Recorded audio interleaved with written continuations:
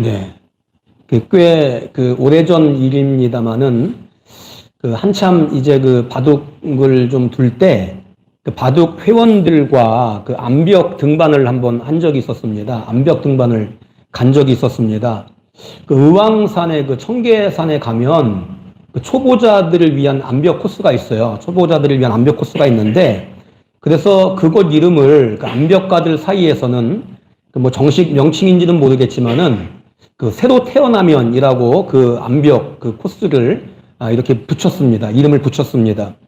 어쨌든 이제 여기를 가자. 그래서 암벽 등반을 좀 해보자. 여기를 갔는데 높이가 한 4, 50m 정도 되려나요? 뭐 암벽 하시는 분들이 볼 때에는 별거 아닌 높이지만 저는 이제 처음 이제 아예 해보지도 않았던, 아예 암벽이라는 거를 해보지 않았던 상태에서 이렇게 보니까 뭐 까마득한 거죠. 뭐 보기만 해도 아찔한 거죠. 그런데 제가 이제 사람들 중에서 한 번도 암벽을 해보지 않은 사람들 중에서는 제가 처음으로 이제 암벽을 먼저 이제 선두로 올라가게 되었습니다. 이제 안전장치를 당연히 하겠죠. 안전장치를 하고 이제 뭐 어떠한 기구를 의지하는 것이 아니라 저의 손의 힘과 또 발의 힘에 의지해서 이 암벽을 그냥 올라가는 거예요. 암벽을 이렇게 올라가고, 또 밑에서는 누가 있냐 하면은 이제 밑에 저의 몸에 이렇게 줄을 묶고 밑에서 저의 안전을 봐주는 사람이 있어요. 줄을 잡아당기면서 이렇게 저의 안전을 봐주는 사람이 있습니다. 이분이 잘 해야 또 이제 올라가는 분이 안전한 거예요. 어쨌든 이분이 얘기하시기를 올라가면서 밑을 보지 말라고 얘기를 하더라고요. 밑을 보지 말고 위만 보면서 올라가라, 이렇게 이야기를 하더라고요. 근데 어느 정도 올라갔는데 밑에 이렇게 줄 봐주는 사람이 밑을 한번 내려보라고 밑을 내려다 보니까 어떻습니까? 까마득하죠. 까마득한 겁니다. 올라갈 때는 위만 보면서 올라갔기 때문에 잘 몰랐는데 어느 정도 올라가다가 밑을 내려다 보니까 초보자인 저에게는 까마득한 겁니다. 그러면서 야, 이거 잘못해가지고 그냥 한순간에 떨어지면 그냥 내 인생 끝나는구나 하는 이러한 생각을 하니까 그때부터 다리가 후들후들 막 떨리기 시작을 하는 거죠. 그때부터 이제 남아있는 이제 뭐 한 몇십 미터 또 남았는데 이제 그때부터는 이제 뒤를 돌아보지 않고 또 밑을 내려다보지 않고 위만 보면서 이렇게 올라가서 결국은 정상까지 올라갔고요. 또 이제 내려올 때도 이렇게 돌아 내려오는 게 아니라 올라갔던 암벽을 타고 다시 이렇게 줄에 의지해서 내려오게 됩니다. 이제 다 내려와가지고 이제 우리 회원들 가운데 이제 교회 다니는 집사님이 계셨어요. 저도 이제 신앙인이었으니까 또 이제 신앙인들끼리는 통하니까 그 집사님에게 제가 뭐라고 얘기했냐면, 아유, 집사님, 우리 신앙인들은 이 뒤를 돌아보지 말고 정말 우리는 위만 보면서 이렇게 가야겠습니다 라고 이렇게 이야기했던 그러한 기억이 있습니다. 오래전 일이에요. 그러한 기억이 있습니다.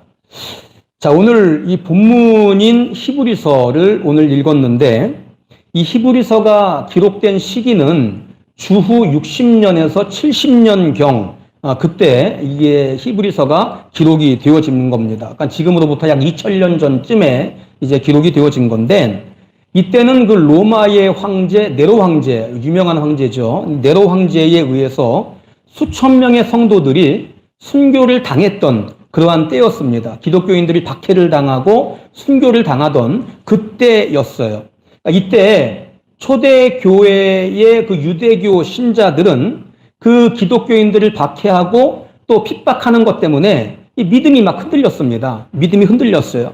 그러니까 히브리서 기자는 그러한 신자들을 향해서 오늘 12장을 읽었는데 앞선 11장에는 노아나 아브라함, 뭐 이삭, 야곱, 모세, 이러한 사람들을 이야기하면서 이들이 모두 예수님을 믿고 예수님을 온전히 바라봄을 통해서 구원을 받았다라는 이야기를 하면서 오늘 본문을 통해서 뭐하라? 오직 예수님을 바라봐라. 너희들이 힘들고 박해 가운데 어렵지만 그럼에도 불구하고 오직 예수님을 바라보라 라는 강력한 촉구를 하고 있습니다. 여러분, 사실 지금 시대에, 오늘 같은 이 시대에 예수님을 바라보자 라고 하는 것과 또 당시 이 로마의 박해, 이 시기, 이 상황에서 예수를 바라보자 라고 하는 것은 굉장한 차이가 있는 것이죠. 지금 시대의 예수를 바라봅시다 라고 하는 것은 많은 사람들이 단지 복받는 정도의 차원에서 이해를 하는 경우가 많이 있습니다. 그런데 당시 상황은 어떤 상황이에요?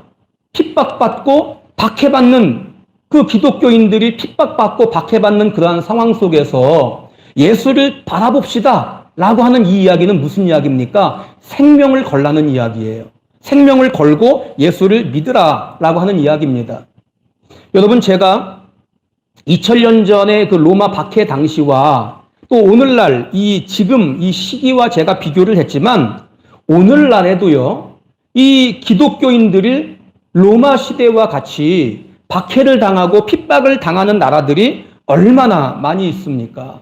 참 많이 있죠. 특히 이슬람권에서는 어떻습니까? 이슬람권에서는 그냥 기독교인이라는 이유 때문에 그냥 죽임을 당하는 거예요.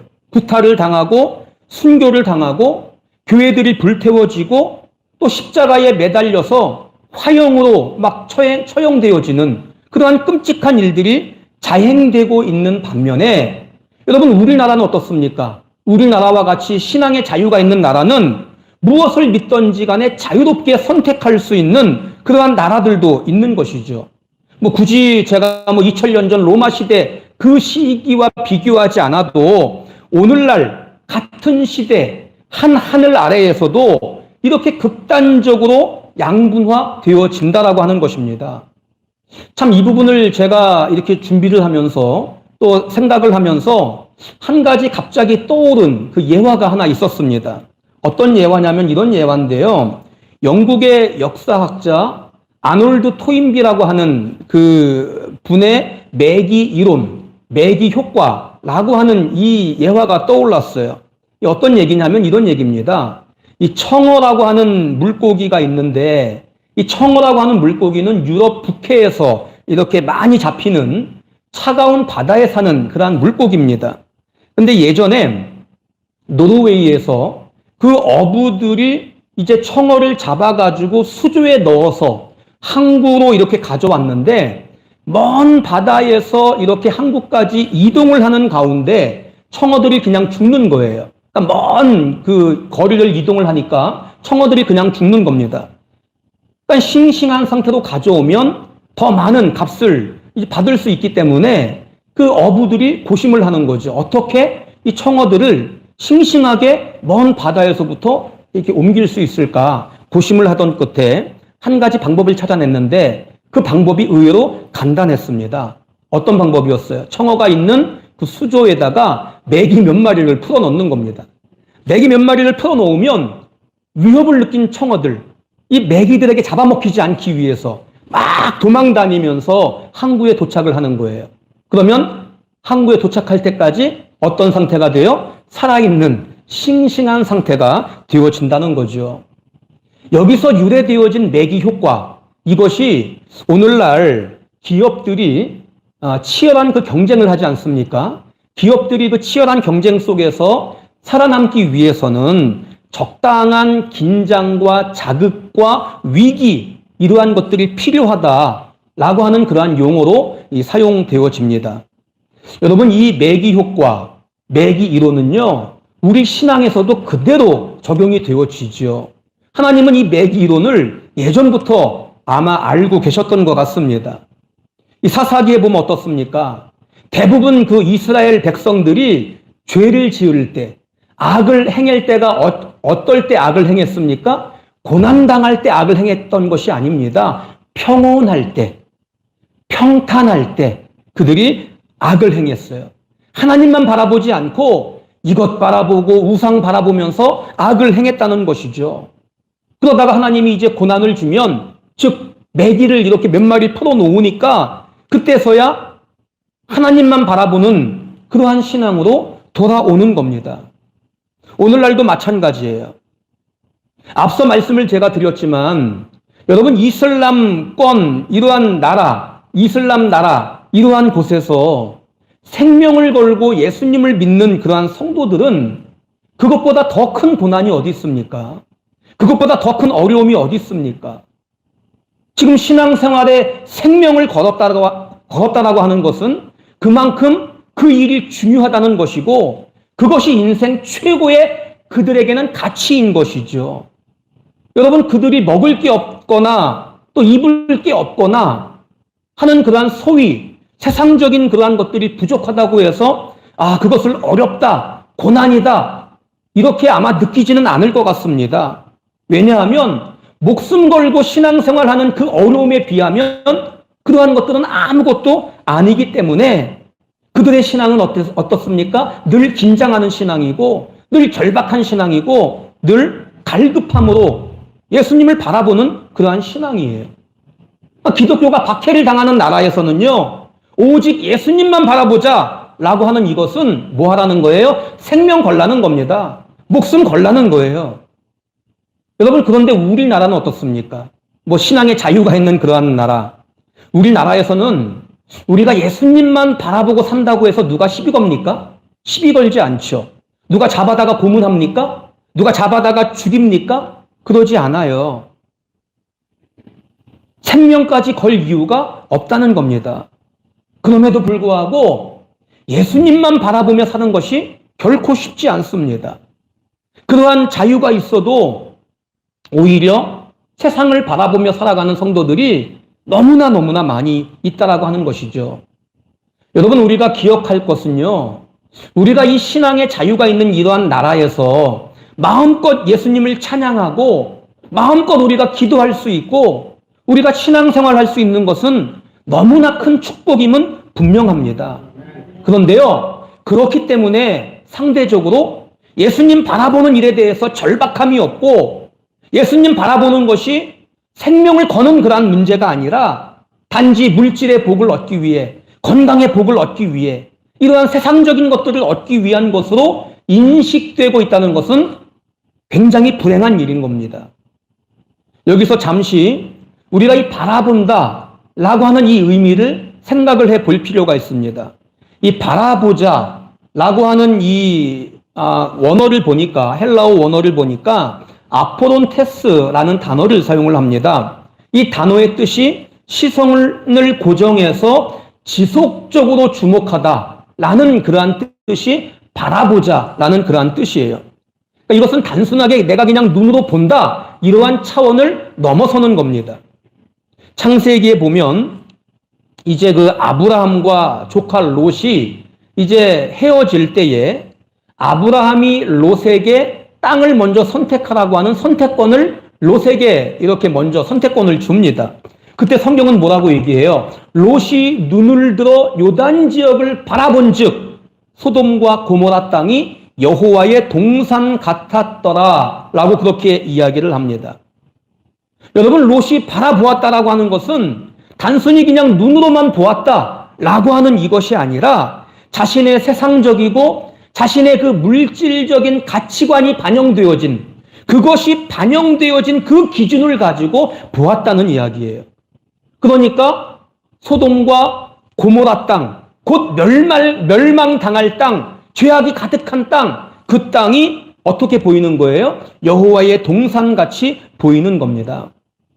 다시 말씀을 드려서 오늘 본문의 이 히브리서 기자가 예수를 바라보자 라고 하는 촉구하는 이 말씀이요, 단순히 그냥 본다 하는 이러한 의미가 아니라 내 가치관의 기준, 내 인생관의 기준, 이것을 예수님에게 고정을 하고 어떤 상황이 온다 할지라도 계속적으로 예수님에게 주목하고 예수님을 의지하라, 이 의미인 거죠. 여러분, 그러면 우리가 무엇 때문에 예수님만을 바라보고 그분을 우리가 기준으로 삼고 살아야 하는 것일까요? 자, 우리 2절 상반절 같이 한번 읽겠습니다. 믿음의 주요 또 온전하게 하시는 이인 예수를 바라보자. 믿음의 주요 온전하게 하시는 이인 예수라고 이야기를 하고 있습니다. 믿음의 주는 원어로 보니까 시작하다라는 이러한 의미이고요. 온전케 하시는 분, 이것은 원어로 보니까 완성하다, 이러한 의미로 되어 있습니다. 여러분, 이 부분을 그 유진 피터슨의 메시지 성경으로 보니까 이렇게 기록이 되어 있어요. 오직 예수만 바라보십시오. 그분은 우리가 참여한 이 경주를 시작하고 완주하신 분이십니다. 그가 어떻게 하셨는지 배우십시오. 이렇게 표현이 되어 있습니다. 지금 히브리서 기자는 우리 믿음의 길을 뭘로 표현하고 있죠? 경주에 비유하고 있어요. 경주에 비유하고 있습니다. 믿음의 경주, 믿음의 길, 믿음의 경주 이렇게 표현하고 있죠. 여러분, 경주할 때에는 우리가 무엇을 바라보고 가느냐, 이 분명한 목표점이 있어야 됩니다. 이러한 예화가 있습니다. 이 두 친구가 달리기를 해요.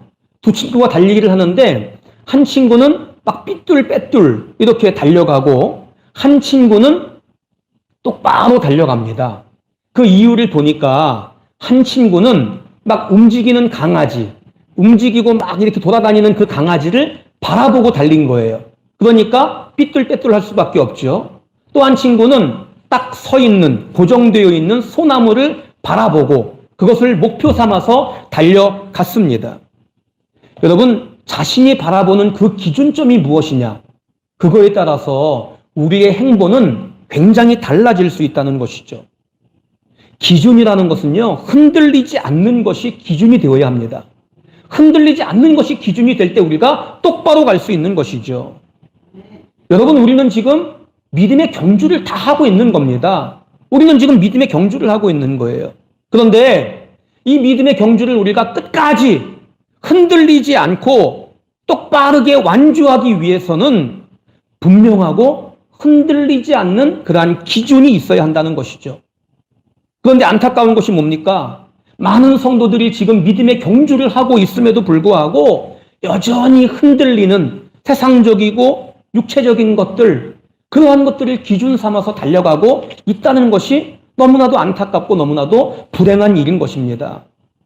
베드로 사도가 이렇게 이야기를 합니다. 같이 한번 읽겠습니다. 모든 육체는 풀과 같고 그 모든 영광은 풀의 꽃과 같으니 풀은 마르고 꽃은 떨어지되 오직 주의 말씀은 세세토록 있도다 하였으니. 언제 마르고 언제 떨어질지 알 수 없는 세상적인 그러한 것들이 우리의 기준이 되어지면 우리는 흔들릴 수밖에 없는 거예요. 우리는 불행해질 수밖에 없습니다. 그러나 무엇을 말씀하십니까? 오직 주의 말씀은 세세토록 있다라고 말씀을 하십니다. 말씀은 흔들리지 않습니다. 말씀은 곧 예수 그리스도이십니다. 여러분, 예수님은요, 이 땅에 오셔서 믿음을 시작하신 분이시고 믿음을 완주하신 분이시고 믿음을 완성하신 분이십니다. 즉 예수님이 우리 믿음의 길에 분명한 기준점이 되어진다면 우리는 흔들리지 않을 수 있어요. 그분이 우리의 기준점이 되어진다면 우리는 똑바로 우리 믿음의 길을 걸어갈 수 있는 겁니다. 예수님이 기준이라는 것은 뭡니까? 끊임없이 우리는 예수님을 닮아가야 하는 겁니다. 그 예수님에게서 배우셔야 하는 겁니다. 그래서 오늘날 우리가 무엇을 하든지 늘 고민하셔야 하는 거죠. 예수님이라면 어떻게 하셨을까? 이것을 우리가 말씀 속에서 찾고 고민하면서 행동하며 살아가는 거예요. 그런데 히브리서 기자는 우리가 바라보는 예수님을 이렇게 소개를 하고 있습니다. 자, 메시지 성경으로 한번 읽어보겠습니다. 같이 한번 읽겠습니다. 그분은 앞에 있는 것, 곧 하나님 안에서 그리고 하나님과 함께 결승점을 지나는 기쁨에서 눈을 떼지 않으셨기에 달려가는 길에서 무엇을 만나든 심지어 십자가와 수치까지도 참으실 수 있었습니다. 여러분, 예수님은 믿음의 길을 시작하시고 경주하시면서 뭐라고 얘기해요? 한 번도 결승점을 통과하는 그 기쁨, 그 기쁨에서 눈을 떼지 않으셨다라고 말씀을 하고 있어요. 오직 결승점을 통과하는 그 기쁨만을 바라보면서 그 기쁨을 생각하면서 끊임없는 조롱과 끊임없는 핍박과 심지어 십자가의 그 수치까지도 예수님은 참아내셨다는 겁니다. 그 결과 온 인류에게 참 메시아임을 확인시켰고 하나님 뜻을 이루셨고 하나님 보좌 우편에 앉아 계십니다. 여러분, 이 말씀이 오늘을 살아가고 있는 우리 믿음의 자녀들에게 어떠한 의미가 있는 겁니까? 지금 세상은 어떻습니까? 세상은 뭐 개인주의가 또 쾌락주의가 무신론, 적그리스도의 영 이러한 것들이 가득한 시대를 우리가 살아가고 있어요. 저마다 세상 속에서 기준점을 내세우고 있지만 그 기준이라는 것이 뭡니까? 악한 영들에게 속아서 거짓 기준인 경우가 대부분이에요.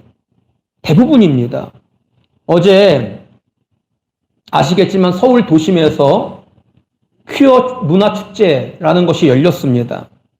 이 문화축제라고 이렇게 포장을 하고 있지만 여러분 이게 무슨 축제입니까? 동성애자 축제입니다. 동성애자 축제예요. 3년 만에 이제 코로나 때문에 열리지 못했다가 3년 만에 열렸다라고 이야기를 하는데 쉽게 말하면 이 축제가 왜 열린 겁니까? 동성애자들에 대한 편견 또한 차별 인식 이러한 것들을 개선하고 성소수자들을 존중해 달라고 하는 그런 의미에서 이러한 축제가 열리는 겁니다. 또 전 세계적으로 여러분 차별금지법 이러한 것들이 지금 시행되는 나라가 굉장히 많죠. 이러한 나라가 많은데 이러한 나라에서 우리가 성경적인 가치관을 가지고 산다는 것이 쉬울까요? 어려울까요? 굉장히 어려워요. 또 오늘날 어떻습니까? 돈을 벌기 위해서는 적당한 불법 정도는 그냥 상식이 되어 있는 그러한 나라, 그러한 시대에 살고 있고 또 만몬주의가 뭐예요? 물질이 최고의 가치라고 하는 그러한 사상입니다. 만몬주의예요. 또 종교다원주의, 이 뭡니까? 어디를 가든 구원이 있다. 이슬람에도 불교에도 다 구원이 있다라고 하는 그러한 시대, 그러한 사상이 팽배해져가는 그러한 시대입니다.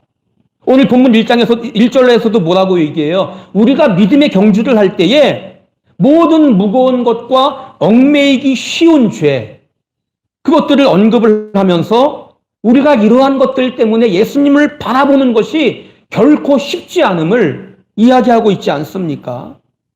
가면 갈수록 세속적인 세계관, 악한 세계관이 팽배해져가는 이러한 시대 속에서 우리가 예수님을 유일한 기준으로 삼고 또 예수님만을 바라보며 살고자 할 때에 어떻습니까? 주변의 무시나 주변의 조롱, 주변의 핍박 이러한 것들이 있을 수 있다는 거죠. 세상 사람들이 볼 때에는 아니 훨씬 편하게 갈 수 있는 그런 넓은 길이 있는데 이 믿음의 길이라고 하는 우리는 좁은 길을 가고 있잖아요. 이 믿음의 길이라고 하는 좁은 길로 가고 있는 성도들이 이해가 되지 않고 그들을 미련하다고 생각을 하고 야 그들은 정말 고집불통이라 그렇게 생각하는 시대 속에 우리가 살아가고 있죠. 때로는 경제적인 손해를 볼 때도 있습니다. 여러분 이러한 상황에서 우리를 견디게 하는 것이 뭡니까? 이러한 시대 속에서 우리를 이겨낼 수 있게 하는 것이 무엇입니까? 우리는 보이는 것에 주목하는 자들이 아니라 보이지 않는 영원한 세계에 주목하는 자들이기 때문입니다. 우리의 시민권은 이 세상에 있는 것이 아니라 우리의 시민권은 어디에 있어요? 하늘에 있는 자들이기 때문에 그렇기 때문에 당장의 무시, 당장의 조롱, 당장의 그러한 손해 이러한 것들을 바라보지 말고 이러한 것들을 생각할 것이 아니라 더욱 그 앞에 있는 뭘 생각합니까? 영적인 기쁨, 영원한 생명, 보이지 않는 영원한 것들 이러한 것들을 생각하며 예수님을 바라보아야 한다는 것입니다. 여러분 그러면 우리가 어떻게 삶의 기준이 되시는 예수님만 바라보며 살아갈 수 있을까요? 세 가지 말씀을 드리고 말씀을 맺겠습니다. 첫 번째 1절 상반절 같이 한번 읽겠습니다. 이러므로 우리에게 구름같이 둘러싼 허다한 증인들이 있으니 이 부분을 메시지 성경으로 보니까 이렇게 표현이 되어 있어요. 모든 노련한 믿음의 대가들이 우리를 응원하고 있다. 이렇게 표현을 하고 있습니다. 우리가 잘 아는 에디슨 있죠. 세계적인 발명왕 에디슨입니다. 에디슨은 천재적인 발명가죠. 그런데 초등학교에 입학을 한 지 3개월 만에 그 선생님으로부터 얘는 너무 바보 같아가지고 가르칠 수 없습니다. 그래가지고 퇴학을 당한 사람이었습니다. 그런데 남들은 다 바보 같다라고 그렇게 조롱하고 퇴학까지 당했던 에디슨을 그 에디슨의 어머니는 끝까지 믿고 격려해주고 응원해 주었다고 합니다. 교육을 끝까지 시켰대요. 훗날 에디슨이 고백을 하기를 자신이 계속해서 그렇게 목표를 향해서 갈 수 있었던 것은 어머니의 그러한 격려와 어머니의 응원이 있었기 때문에 가능했다. 이렇게 고백을 합니다. 여러분, 이처럼 누군가가 나를 응원한다라고 하는 이 사실은 내가 목표를 향해서 달려가게 하는, 나를 목표를 향해서 달려갈 수 있게 만드는 원동력이 되어진다라고 하는 겁니다. 우리가 믿음의 경주를 할 때에 참으로 힘든 일들이 많이 있고 참으로 어려운 일들이 많이 있습니다. 또 이 믿음의 길을 내가 포기하고 싶을 때도 굉장히 많이 있지만 여러분, 무엇을 바라보라는 겁니까? 영적으로 볼 때에 구름같이 둘러싼 허다한 그 믿음의 대가들이 지금 우리를 응원하고 있음을 기억하면서 끝까지 예수님이라고 하는 그 목표를 바라보아야 한다는 거죠. 여러분, 저는 지금 이 순간에도 여러분들이 힘들고 어려움에 처해 있을 때마다 우리가 믿음의 경주를 하고 있는 저와 여러분들을 지금 이 순간에도 천국에서 우리를 응원하시는 그 믿음의 선배들을 정말 영적인 눈으로 바라볼 수 있기를 바랍니다. 또한 두 번째, 자, 우리 1절 중반절 같이 한번 읽겠습니다. 모든 무거운 것과 얽매이기 쉬운 죄를 벗어버리라. 이 경주를 하는 경주자는 두 가지를 버려야 합니다. 육상 경기의 꽃이라고 할 수 있는 마라톤 선수들은요, 보통 몸무게를 60kg 이하에 맞춘다고 합니다. 60kg 이하에 맞춘대요. 뭐 이유는 아시겠죠? 몸이 너무 무거우면 오래 달릴 수 없기 때문에, 또 빨리 뛸 수 없기 때문에 대개 60kg 정도에서 그 정도에서 맞춘다고 이야기를 해요. 또 신발을 어떠한 신발을 신을까요? 보통 우리가 신는 운동화가 아니라 초경량 신발, 초경량 아주 가벼운 그 신발을 신는데, 마라톤 선수들은 신발이 100g이 늘어날 때마다 에너지 소비량이 1% 이상 증가한다라고 그렇게 합니다. 그래서 아주 가벼운, 신은 것 같지도 않은 그러한 신발을 신는다고 해요. 이처럼 경주자들은 자신의 그 무게를 줄이기 위해서 부단히 노력을 합니다. 마찬가지입니다. 우리 믿는 자들에게 무거운 것은 무엇입니까? 우리 신앙인들에게 여러분 무거운 것은 무엇입니까? 예수님을 온전히 바라보지 못하게 만드는 모든 것들이 무거운 것들이에요. 근심, 염려, 걱정, 탐심, 욕심, 미움, 세상을 사랑하는 마음, 시기, 좋습니다. 등등등등. 여러분, 우리에게 이러한 것들이 짐이 돼서 우리를 짓눌러 버리는 거예요. 이것이 무거운 짐들이 되어지면 여러분, 우리가 예수님을 온전히 바라보는데 방해가 될 수밖에 없는 것이죠. 또한 모든 사람들은요, 자신의 그러한 습관이나 또 성격, 또 내가 처해 있는 그러한 환경, 이러한 거에 따라서 빠지기 쉬운 그러한 죄들이 있습니다. 예를 들어서 젊은 사람들은 젊은 혈기에 쾌락에 빠지기 쉬워요. 또 중년들은 명예나 권력을 사랑하는 그러한 죄에 빠지기 쉽고요. 또 노년에 가면 이제는 돈에 집착하는 그러한 죄에 빠질 수 있습니다. 사업하는 사람들은 어떠한 죄에 빠질 수 있습니까? 편법이나 불법, 탈세, 이러한 유혹을 받고 이러한 것들에 빠지기 쉬운 그러한 죄에 빠질 수 있고, 또 어떤 사람들은 가난하기 때문에 탐심이라고 하는 그러한 죄에 빠질 수 있고요. 또 어떤 사람들은 부유하기 때문에 교만이라고 하는 그러한 죄에, 갑질이라고 하는 그러한 죄에 빠지기 쉽습니다. 혈기 있는 사람들은 혈기 부릴 수밖에 없는 그런 환경이 만들어지게 되어지고요. 또 시기심이 많은 사람들은 시기할 수밖에 없는 환경들이 만들어지면서 죄에 빠지기 쉽다는 거예요. 마귀는 사람마다 그 기질을 잘 알아요. 환경이 어떠한 환경인지를 마귀는 잘 압니다. 그 사람의 약점이 어떻고 성격이 어떠한지를 마귀는 너무나도 잘 알기 때문에 그 부분들을 교묘하게 공격을 하는 겁니다. 그 약점들을 교묘하게 공격해서 유혹하고 죄에 빠지게 하는 것이죠. 이것이 뭐예요? 얽매이기 쉬운 죄예요. 얽매이기 쉬운 죄. 여러분, 지금 여러분들이 온전히 예수님을 바라보지 못하고 있다면 그 정체가 무엇인지를 여러분 점검하고 찾아내셔야 합니다.